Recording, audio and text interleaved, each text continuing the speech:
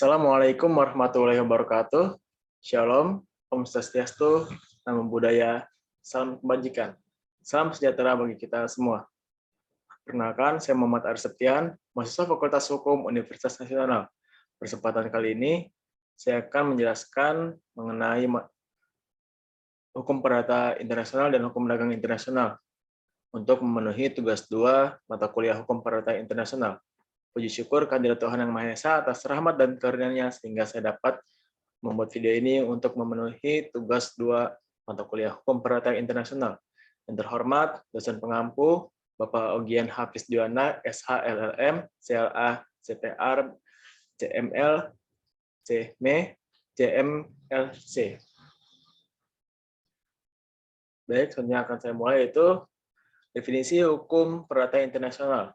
Hukum perdata internasional menurut Profesor G.C. Sesir beranggapan bahwa hukum perdata internasional mulai berlaku setiap kali pengadilan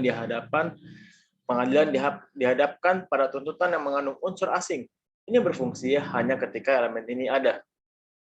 Sesir juga menyatakan bahwa hukum perdata internasional kemudian adalah bagian dari hukum yang berperan ketika masalah di depan pengadilan mempengaruhi beberapa fakta, peristiwa, atau transaksi yang begitu erat hubungannya dengan sistem hukum asing, sehingga memerlukan jalan lain ke sistem itu. Profesor Graveson berpendapat konflik of laws atau hukum perdata internasional adalah bidang hukum yang berkenaan dengan perkara-perkara yang di dalamnya mengandung fakta relevan yang menunjukkan berkaitan dengan suatu sistem hukum lain, baik karena aspek teritorial maupun aspek subjek hukumnya. Dan karena itu menimbulkan pertanyaan tentang penerapan hukum sendiri atau hukum lain, atau masalah pelaksanaan yurisdiksi badan pengadilan sendiri atau badan pengadilan asing. Saudara Gautama mendefinisikan hukum perdata internasional sebagai suatu keseluruhan peraturan dan keputusan hukum yang menunjukkan sel-sel hukum manakah yang berlaku atau apakah yang merupakan hukum. Jika hubungan-hubungan atau peristiwa antara warga negara pada suatu waktu tertentu memperlihatkan titik-titik pertalian dengan sel-sel dan kaidah-kaidah hukum dari dua atau lebih negara yang berbeda dalam lingkungan kuasa tempat, pribadi, dan soal-soal. Profesor Mohtar Kusumaatmadja berpendapat bahwa hukum perdata internasional ialah keseluruhan kaidah dan asas hukum yang mengatur hubungan perdata yang melintasi batas negara. Dengan perkataan lain, hukum yang mengatur hubungan hukum perdata antara para pelaku hukum yang masing-masing tunduk pada hukum perdata yang berlainan. Jadi yang internasional itu adalah hubungan-hubungannya, sedangkan kaidah-kaidah hukum perdata internasional adalah hukum perdata internasional. Dengan demikian, masing-masing negara yang ada di dunia ini memiliki hukum perdata internasional sendiri. Artinya hukum perdata internasional di setiap negara itu berbeda.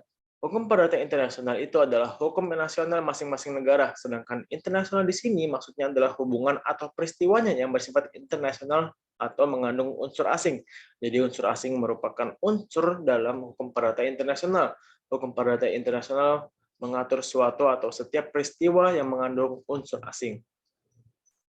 Unsur-unsur asing dalam hukum perdata internasional yakni yang pertama orangnya asing, yang kedua tempat dilangsungkannya perbuatan, dan yang ketiga tempat letaknya barang. Ruang lingkup hukum perdata internasional yakni A. Awalnya hukum perdata internasional hanya berhubungan dengan masalah-masalah yang berkaitan dengan hukum mana yang harus diberlakukan. B. Hukum perdata internasional berkembang dan tidak hanya terbatas pada persoalan hukum mana yang diberlakukan, tetapi juga mengenai yurisdiksi atau mengenai hakim atau badan peradilan mana yang berwenang. Yang C. Hukum perdata internasional semakin berkembang tidak hanya menyangkut persoalan pilihan hukum, forum pengadilan yang berlaku, tetapi sampai pada pembahasan mengenai status orang asing dan kewarganegaraannya. Hukum perdata internasional pada dasarnya merupakan bagian dari hukum nasional suatu negara. Artinya, hukum perdata internasional merupakan salah satu sub bidang hukum dalam sebuah sistem hukum nasional. Sama halnya dengan hukum pidana, hukum dagang, hukum perdata internasional bersumber dari hukum-hukum nasional yang khusus dikembangkan untuk menyelesaikan perkara-perkara yang mengandung unsur asing.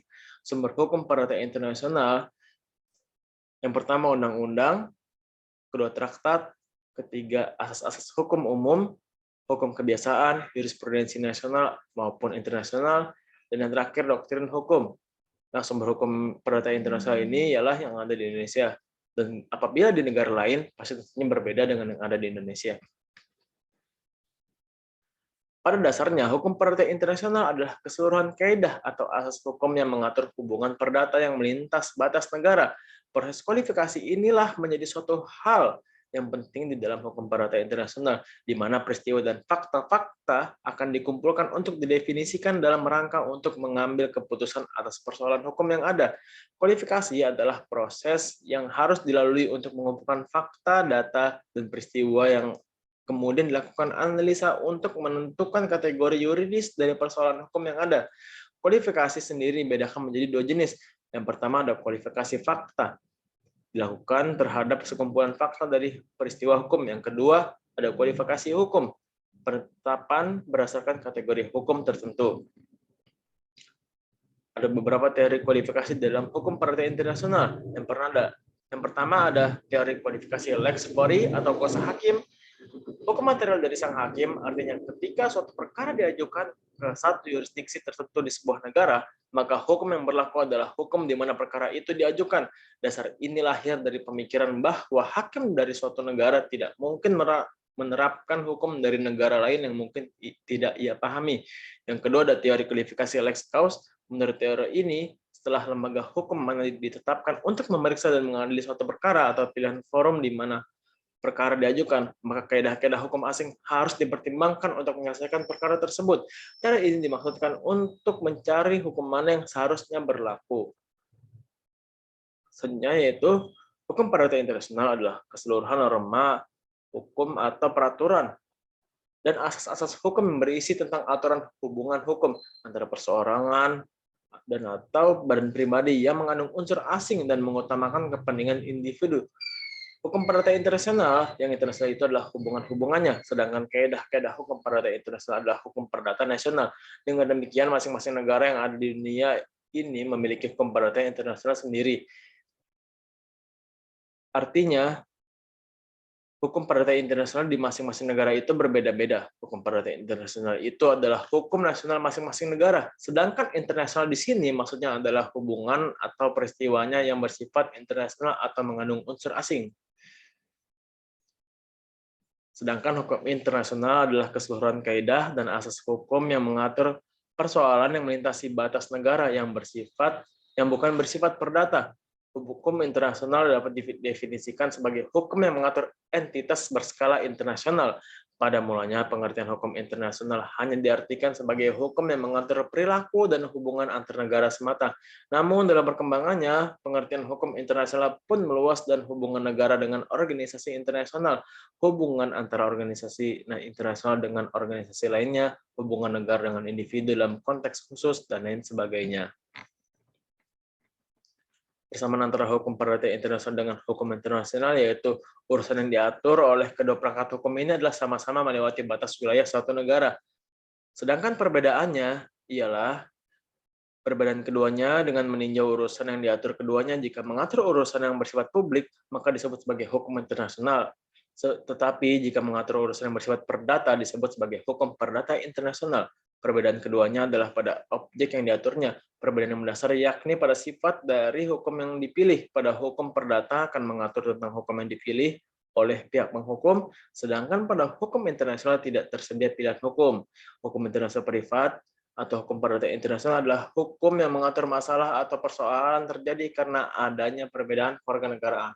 Faktor domisili, bendera kapal, pilihan hukum, tempat letaknya benda, tempat terjadinya proses perkara, dan lain sebagainya. Sedangkan hukum internasional publik atau yang dikenal sebagai hukum internasional mengatur hukum antar negara dan subjek hukum lainnya. Manfaat hukum perdata internasional ialah sebagai suatu hal yang digunakan dalam penyelesaian sengketa perdata internasional.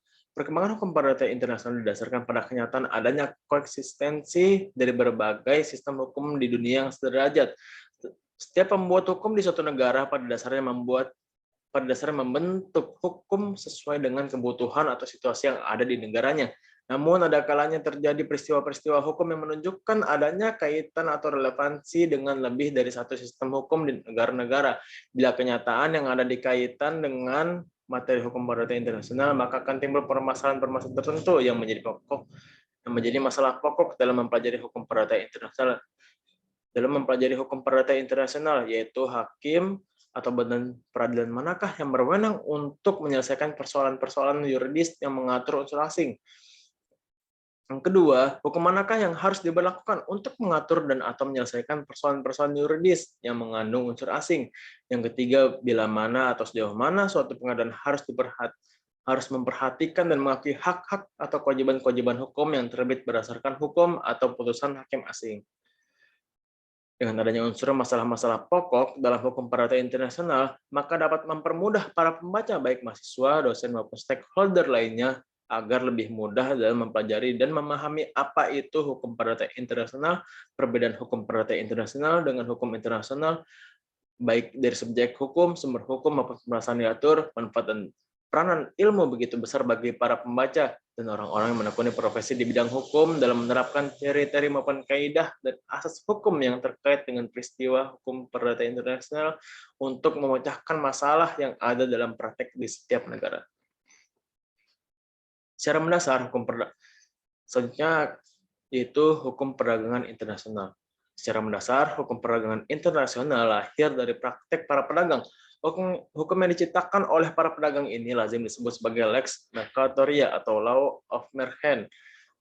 Lex mercatoria tumbuh dari adanya 4 faktor. Yang pertama, lahirnya aturan-aturan yang timbul dari kebiasaan dalam berbagai pekan raya. Kedua, lahirnya kebiasaan-kebiasaan dalam hukum laut. Ketiga, lahirnya kebiasaan-kebiasaan yang timbul dari praktek penyelesaian sengketa-sengketa di bidang perdagangan. Keempat, berperannya notaris dalam memberi pelayanan jasa-jasa hukum dagang. Pada tahap perkembangan ini, negara-negara mulai sadar perlunya pengaturan hukum perdagangan internasional. Lantas mereka mencantumkan aturan-aturan hukum aturan-aturan perdagangan internasional dalam Kitab Undang-Undang Hukum. Perdagangan internasional merupakan transaksi jual beli lintas negara yang mana subjeknya merupakan pihak-pihak yang berasal dari negara yang berbeda atau memiliki nasionalitas yang berbeda. Sistem perdagangan yang berlaku pada awalnya masih berdasarkan sistem barter antara barang yang dengan barang. Melalui kemajuan teknologi yang sangat cepat, distribusi barang menunjukkan kompleksitasnya. Ketentuan dalam hukum perdagangan internasional berperan sebagai aturan pokok yang mengatur jalannya perdagangan pada prakteknya, yang mana dilakukan oleh para subdagang internasional. Perdagangan yang terjadi di Indonesia juga telah terjadi sejak abad yang lalu, dan aturan hukum yang berlaku mengenai dagang telah diatur sejak Indonesia berada di bawah penjajahan Belanda. Seiring berjalannya waktu, sumber hukum dagang yang dikodifikasikan dari hukum Belanda, lalu kemudian undang-undang setelahnya dimunculkan dan dikaitkan dengan hukum perdata yang berlaku di Indonesia. Definisi hukum perdagangan internasional menurut ahli. Smith-Hoff mendefinisikan hukum perdagangan internasional sebagai the body of rules governing commercial relationship of a private law nature involving different nations. Dari definisi tersebut dapat tampak unsur-unsur sebagai berikut. Yang pertama, hukum perdagangan internasional adalah sekumpulan aturan yang mengatur hubungan-hubungan komersial yang sifatnya hukum perdata. Dua, aturan-aturan hukum tersebut mengatur transaksi-transaksi yang berbeda negara. Definisi di atas menunjukkan dengan jelas bahwa aturan-aturan tersebut bersifat komersial. Artinya, Smith-Hoff dengan tegas membedakan antara hukum perdata atau private law nature dan hukum publik. Dalam definisinya itu, Smith-Hoff menegaskan bahwa ruang lingkup bidang hukum ini tidak termasuk hubungan-hubungan komersial internasional dengan ciri hukum publik. Termasuk dalam bidang hukum publik ini yakni aturan-aturan yang mengatur tingkah laku atau perilaku negara-negara dalam mengatur perilaku perdagangan yang mempengaruhi wilayahnya. Dengan kata lain, Smith-Hoff menegaskan wilayah hukum perdagangan internasional tidak termasuk atau terlepas dari aturan-aturan hukum internasional publik yang mengatur hubungan-hubungan komersial. Smith-Hoff menguraikan bidang-bidang berikut sebagai bidang cakupan bidang hukum ini. Yang pertama, jual beli, dagang internasional, surat-surat berharga, hukum mengenai kegiatan-kegiatan tentang tingkah laku mengenai perdagangan internasional, asuransi, pengangkutan melalui darat dan kereta api, laut, udara, perairan, pedalaman. Yang keenam, hak milik industri. Yang terakhir, arbitrase komersial. Rafiqul Islam mendefinisikan hukum perdagangan dan keuangan sebagai suatu kumpulan aturan, prinsip, norma, dan praktek yang menciptakan suatu pengaturan untuk transaksi-transaksi perdagangan transnasional dan sistem pembayarannya yang memiliki dampak terhadap perilaku komersial lembaga-lembaga perdagangan. Kegiatan-kegiatan komersial tersebut dapat dibagi ke dalam kegiatan komersial yang berada dalam ruang lingkup hukum perdata internasional atau conflict of laws, perdagangan antar pemerintah atau antar negara yang diatur oleh hukum internasional publik. Dari batasan tersebut, tampak bahwa ruang lingkup hukum perdagangan internasional sangat luas, karena ruang lingkup kajian bidang hukum ini sifatnya adalah lintas batas atau transnasional. Konsekuensinya adalah terkaitnya lebih dari satu sistem hukum yang berbeda. Jadi dapat dilihat bahwa hukum perdagangan internasional adalah aturan-aturan hukum internasional. Hukum perdagangan internasional merupakan bidang hukum yang berkembang cepat. Ruang lingkup bidang hukum ini pun luas. Hubungan-hubungan dagang yang sifatnya lintas batas dapat mencakup banyak jenisnya, dari bentuknya yang sederhana, yaitu dari barter, jual beli barang atau komoditi, hingga hubungan transaksi dagang yang kompleks. Kompleksnya hubungan atau transaksi dagang internasional ini sedikit banyak disebabkan oleh adanya jasa teknologi, sehingga transaksi-transaksi dagang semakin berlangsung dengan cepat. Hal ini tampak dengan akhirnya transaksi-transaksi yang disebut dengan e-commerce. Prinsip-prinsip hukum dagang, yakni yang pertama ada prinsip dasar kebebasan berkontrak, prinsip dasar pacta sunt servanda, prinsip penyelesaian sengketa melalui arbitrase, dan yang terakhir prinsip kebebasan komunikasi. Subjek hukum perdagangan internasional yaitu yang pertama ada negara, yang kedua internasional, yang ketiga yang pertama ada negara, selanjutnya ada organisasi perdagangan internasional, terakhir individu. Sumber hukum perdagangan internasional yang pertama adalah perjanjian internasional, selanjutnya adalah hukum kebiasaan internasional, prinsip-prinsip hukum umum, putusan-putusan badan pengadilan dan doktrin, kontrak, dan yang terakhir hukum nasional. Tujuan hukum perdagangan internasional yang pertama yaitu mencapai perdagangan internasional stabil dan menghindari kebijakan-kebijakan dan praktek-praktek perdagangan nasional yang merugikan negara lainnya. Yang kedua, untuk meningkatkan perdagangan dunia dengan menciptakan perdagangan yang menarik dan menguntungkan pembangunan ekonomi suatu negara. Yang ketiga, meningkatkan standar hidup manusia. Keempat, meningkatkan lapangan kerja, mengembangkan sistem perdagangan multilateral, dan yang terakhir, meningkatkan pemanfaatan sumber-sumber kekayaan dunia dan meningkatkan produk dan transaksi jual beli barang. Contoh kasusnya yakni PT Citra Abadi Kota Persada atau CAKP melawan MDS Investment Holding Ltd atau MDS dan PT ACR Global Investments atau ACR. CAKP sebuah perusahaan Indonesia dan MDS perusahaan British Virgin Islands menandatangani perjanjian pembelian saham PT Perdana Gapura Prima Tbk atau disingkat GPRA. Sebuah perusahaan publik berbadan hukum Indonesia. Perjanjian tersebut ditulis dalam bahasa Inggris dengan pilihan hukum tunduk pada hukum Indonesia. Perjanjian tersebut tidak dibuat dalam bentuk akta notaris, tapi telah dilegalisasi oleh pejabat notaris. Alih-alih melunasi pembayaran kedua, MDS mengajukan persyaratan baru, meminta posisi untuk perwakilannya di pimpinan manajemen perusahaan penanaman modal dan meminta relaksasi untuk pembayaran kedua.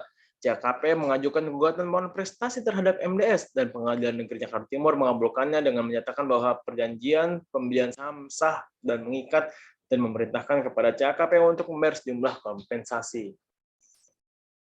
Pengadilan Tinggi Jakarta merevisi putusan tersebut dengan mengutip Surat Edaran Mahkamah Agung RI Republik Indonesia nomor 7 tahun 2012 tentang rumusan hukum hasil rapat pleno Kamar Mahkamah Agung dengan pedoman pelaksanaan tugas bagi pengadilan.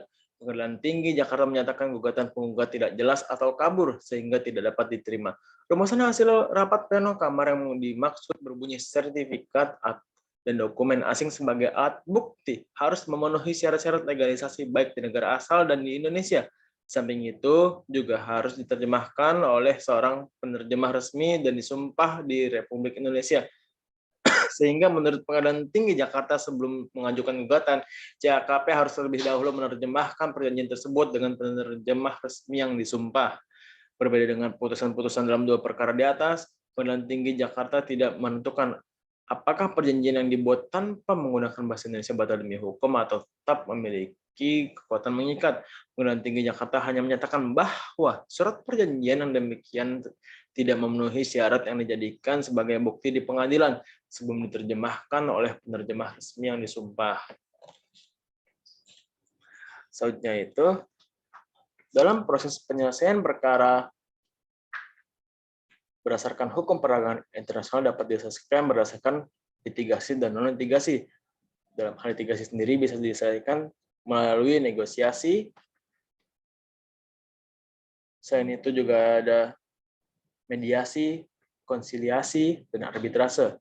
Dan kalau melalui pengadilan ialah disebut litigasi. Selain itu, terdapat kelemahan dalam hukum perdagangan internasional. Hukum perdagangan internasional sebagian besar bersifat pragmatis dan permisif. Hal tersebut mengakibatkan aturan-aturan hukum perdagangan internasional kurang objektif dalam memaksakan negara-negara yang tunduk pada hukum. Negara-negara yang memiliki kekuatan politis dan ekonomi memanfaatkan perdagangan sebagai sarana kebijakan politisnya. Contohnya itu ialah negara-negara besar atau negara-negara maju. Aturan hukum perdagangan internasional bersifat mendamaikan atau persuasif. Kelemahan tersebut sekaligus merupakan kekuatan bagi perkembangan hukum perdagangan internasional yang memungkinkan perkembangan hukum di tengah perkembangan hukum di tengah krisis. Jadi memang terdapat hubungan antara hukum perdagangan internasional dan hukum perdata internasional, seperti mulai dari kontrak maupun penyelesaiannya. Yang pada dasarnya juga hukum dagang ialah bagian dari hukum perdata. Begitupun hukum perdata internasional dan hukum dagang internasional. Hukum dagang internasional bagian dari hukum perdata internasional. Namun hukum dagang internasional sendiri mempunyai aturan yang lebih spesifik dalam hal dagang. Dalam hal dagang atau dalam hal bisnis. Demikian yang saya sampaikan. Kurang lebihnya mohon maaf. Wassalamualaikum warahmatullahi wabarakatuh.